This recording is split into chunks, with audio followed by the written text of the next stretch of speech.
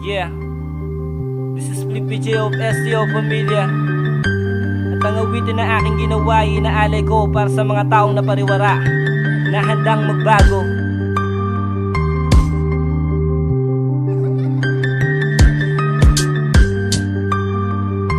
STO Music.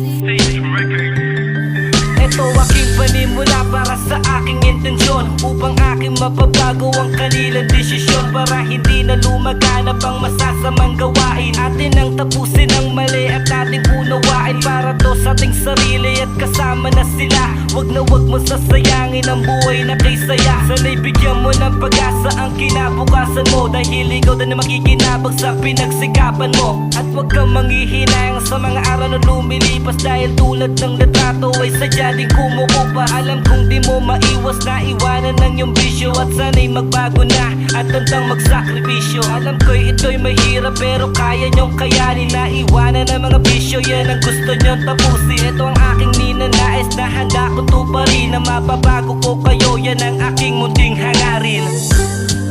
Yeah, ngayon sana maintindihan nyo, kaya ako nagawang isulat, hindi para sa akin kundi para sa inyo. Kaya pilitin nyo magbago. Pero teka muna, meron pa akong sasabihin. Kapag di nyo tinigilan niya, mapait ang sasabitin ng iyong buhay. Tsak meron kayong kalalagyan kapag hindi nyo tinigilan ang mga ginagawa nyong yan. Di nyo ba alam na masama ang inyong bisyo? Ilang buhay na din ang nadamay at napupurisyo, dahil sa masamang bisyo na ikinalat ng iba. Imbis na kayo ay umiwas, ba't nilalanghap nyo pa? Bakit meron ba kayong magandang sasabitin, kung patuloy nyo pa rin nilalanghap at gagamitin? Naubusan na ba ng pag-asa ang katulad nyo, kaya patuloy nyo pa rin ginagawa ang mga bisyo na alam nyo na mali pero ginagawa pa rin? Wala na bang kayong pangarap na inyong tutuparin? At sana naman ay malinawan na kayo, dahil wala namang magandang idudulot ang inyong bisyo. Kung sa inyo, titigilin ko na ang bisyo hanggat hindi pa nakakapurwisyo, at hanggat hindi pa huli ang lahat.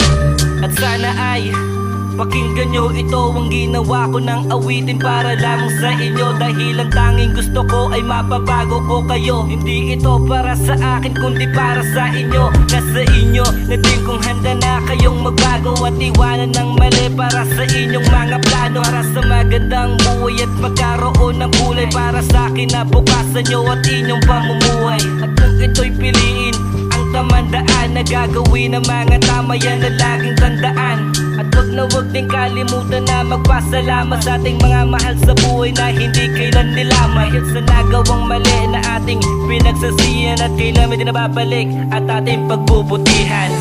At ngayon, sana hindi na kayo bumalik sa mga dati nyong gawain, at alam ko na matutupad nyo ang mga munti nyong hangarin. Ito ay munting gabay na nagmula sa akin. This is PPJ of STO Pamilya. Yeah.